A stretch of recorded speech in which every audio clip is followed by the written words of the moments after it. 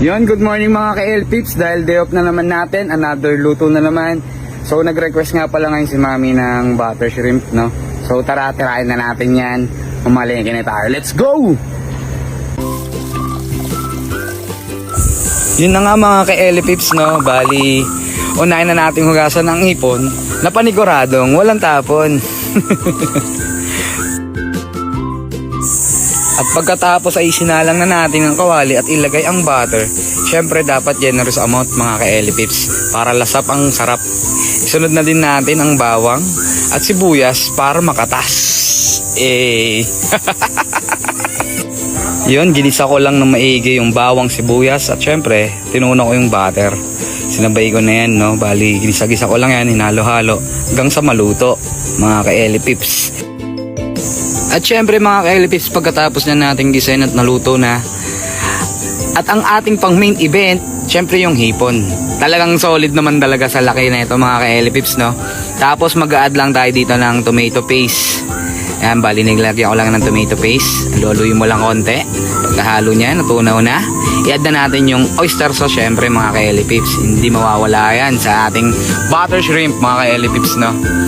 Then pagkatapos natin ilagay yung oyster sauce, syempre nag-add lang din ako dyan ng pangmalakasang Sprite. Yan mga ka-LPips ko, no? Pangmalakasan yan, bali nilahat ko na yan. Lagay ko lang yan hanggang sa maubos yung Sprite natin na mismo. At dyan mga ka-LPips, bali pinatuyo ko lang yan syempre para mas manuot yung lasa ng ating sauce. At ito na nga mga ka-LPips, ano pang hinihintay nyo? Kumuha na kayo ng baw at samahan nyo ang kumain. Let's go mga ka-LPips, tara! Yon mga ka-LPips, para sa unang tikim atin ang babakbakin ang pagkaing ating hinain. So yon, thank you Lord bago natin bakbakin to.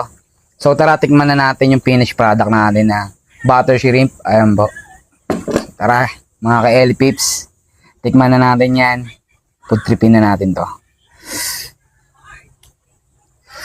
Yun mga ka-LPips, no? Paka-solid. Lagyan natin sauce. Anghang. Naglalaban yung anghang tsaka tamis niya mga ka-LPips. Paka-solid na ito mga ka-LPips. Try nyo rin gawin to sa bahay nyo mga ka-LPips. Napaka-basic lang lutuin. Yun, mapapanood nyo naman sa niluto ko.